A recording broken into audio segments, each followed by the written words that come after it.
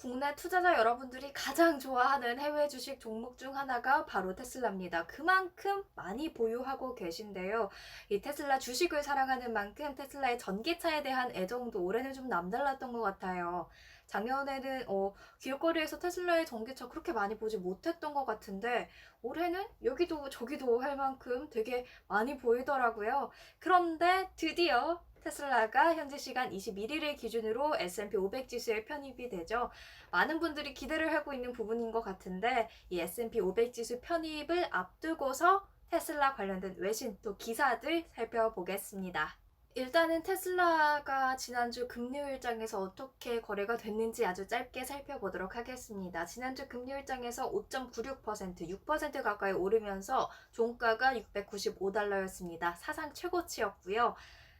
거래량을 또 특히 주목할 만한데 거래량이 지난 한 달 평균치보다도 4배에 달했습니다. 이거를 금액으로 바꿔본다면 1310억 달러 규모의 주식의 주인이 이렇게 바뀌었다고 볼 수 있는데 그만큼 많은 사람들이 관심을 갖고 있었으니까 사고팔고가 굉장히 활발히 이루어졌겠죠. 그런데 이제 좀 장중에서는 이렇게 열기가 좀 후끈했지만 시가은행 거래에서는 오히려 2.6% 정도 빠지면서 677달러에 마감이 됐습니다. 그런데 이거는 이미 과거의 이야기고 사실 우리한테 중요한 거는 S&P 500 지수에 편입된 이후부터 테슬라의 주가가 어떻게 갈 것인가 이게 중요하잖아요. 그래서 제가 관련된 기사 한번 찾아봤는데 짐 크레이머라고 CNBC에서 자기만의 투자 방송을 지금 진행하고 있는 유명한 투자 전략가가 있습니다. 그분이 이 테슬라에 대해서 좀 말을 한 게 있어서 제가 가져왔어요. 일단 짐 크레이머가 뭐라고 말을 했냐면 S&P 500 지수에 신규 편입되는 종목 중에서 테슬라의 시총이 탑 10 안에 든다. 그만큼 몸집이 크다는 얘기죠. 그렇기 때문에 이 몸집 큰 아이가 S&P 500으로 들어오면 시장에 미치는 영향도 클 수밖에 없다. 이렇게 말을 했습니다. 그리고 향후 전망에 대해서는 이 일론 머스크 테슬라 CEO가 계속해서 목표치를 제시하고 있는데 그것을 맞추고 있는 만큼 앞으로 테슬라의 주가도 상승할 여지가 많다. 이렇게 이야기를 했고요. 그리고 테슬라가 S&P 500 지수에 잘 안착을 하고 나면 산타랠리가 이어질 거다. 이렇게까지도 말을 했습니다. 되게 테슬라에 대해서 긍정적이고 낙관적인 발언들을 많이 했는데 실제로 이 S&P 500 지수 편입이 테슬라에게는 굉장히 호재였던 게 이 발표 편입될 거라고 발표가 난 지 한 달 정도가 지났거든요. 근데 그 사이 동안 주가가 한 61%가량이나 올랐습니다. 그때 살 걸 그랬죠. 아무튼 그렇게 올랐는데 왜 그렇게 올랐냐 하면 이 테슬라가 S&P 500 지수에 편입이 되고 나면 S&P 500 지수를 추종하고 있는 펀드들이 또 있잖아요. 그 펀드들을 통해서 테슬라에 자동적으로 약 900억 달러, 최대 900억 달러가 새롭게 유입될 거다 이런 예상이 있기 때문인데 그렇게 되면 이제 시총 6,580억 달러가 넘는 이미 세계 1위의 자동차 회사가 된 테슬라의 주가가 계속해서 오를 거다 이런 예상을 해볼 수도 있겠지만 그런데 중요한 건 이제 월가 애널리스트들 중에서 테슬라의 투자 의견을 하향 조정하는 사람들이 나타났다 이겁니다. 투자 컨설팅 CFRA는 테슬라의 투자 의견을 강력 매수해서 보유로 바꿨고요. 또 지난주에 제프리스 역시 투자 의견을 매수해서 보유로 바꿨습니다.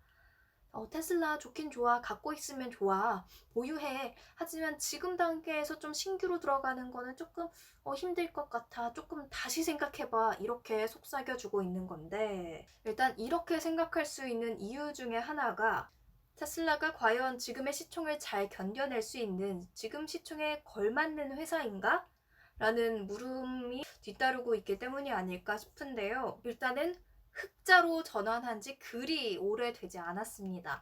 지난 2020년 3분기 기준으로 5분기 연속 흑자를 달성을 했는데 그렇게 따지고 보면 그렇게 흑자를 기록한 지 오래되지 않은 거죠.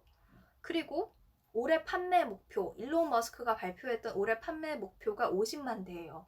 와, 50만 대라니 할 수 있겠지만 이 전체적으로 봐야 되겠죠. 전 세계 자동차 판매량의 1%도 되지 않습니다. 1% 정도 파는 회사가 세계 최대의 자동차 회사라니? 라는 질문을 할 수밖에 없는 거죠.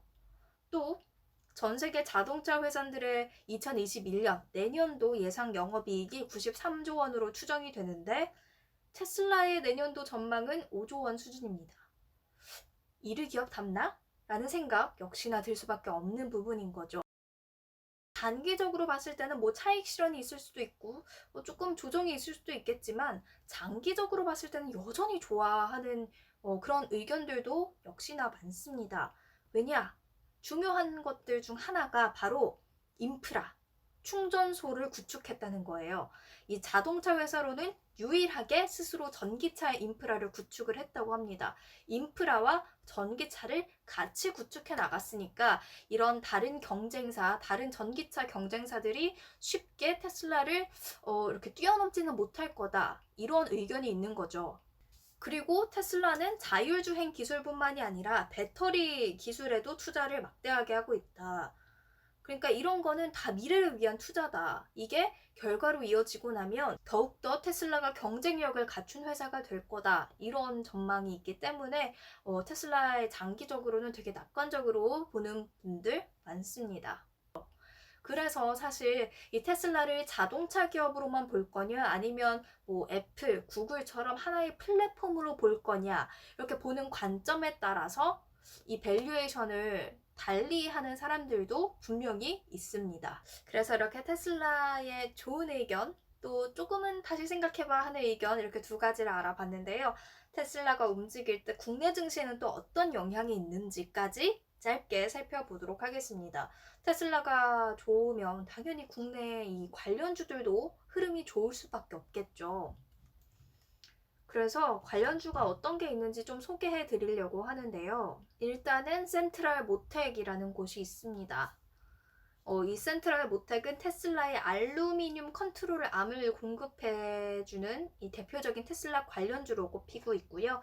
또 명신산업, 최근에 이 상장된 기업인데 명신산업은 테슬라의 차체 부품을 공급하고 있다고 합니다. 또 테슬라의 고효율 자성 부품을 공급하는 아모 그린텍이 있고요. 또 조향장치 관련 부품을 공급하고 있는 영화금속이 있습니다.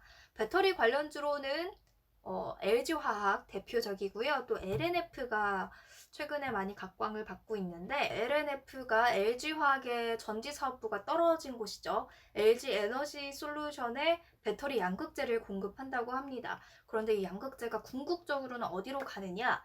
테슬라에 탑재될 것으로 보여요. 그렇기 때문에 LNF가 이제 테슬라의 주요 공급체가 되는 것 아니냐? 이런 이야기들이 돌면서 LNF도 테슬라 관련주로서 굉장히 많은 주목을 받고 있습니다. 이렇게 해서 오늘 테슬라에 관한 것들 좀 뭉쳐서 살펴봤는데요. 저도 굉장히 기대가 많이 됩니다. 뭐 주주는 아니지만 그냥 얘가 어떻게 움직일까 굉장히 기대가 많이 되는데 한번 같이 살펴보도록 하자고요. 테슬라 주주이신 분들은 화이팅 하시길 바라겠습니다.